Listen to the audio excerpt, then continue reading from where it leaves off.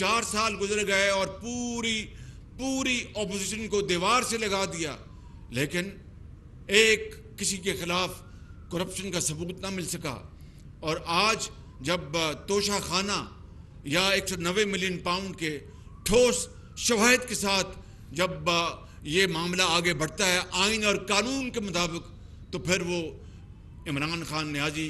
یہ کہہ رہے ہیں کہ مجھ سے زیادتی ہو رہی ہے، مجھ سے فلاں ہو رہا ہے۔ او بھائی، اگر آپ کے خلاف ثبوت جھوٹے ہیں تو آپ جائیں عدالت میں اور جا کر آپ اپنی دودھ کا دودھ اور پانی کا پانی کرائیں۔ تو میں آج یہ کہنا چاہتا ہوں اس موقع کی مناسبت سے کہ کرپشن کے اگر الزامات ہیں تو سامنے لائے جائیں، یہ قوم کی بہت بڑی خدمت ہوگی، اور پھر ان الزامات کی تحقیقات کرانا یہ حکومت کی ذمہ داری فرض اولی ہے۔ میں یہاں پر خود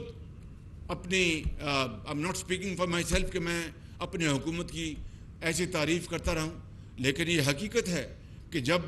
یہ گندم کی ہمیں امپورٹ کرنی پڑی اربوں ڈالر کی، کیونکہ پچھلی حکومت کے دور میں گندم جو ہے اس کی شارٹیج ہو گئی تھی،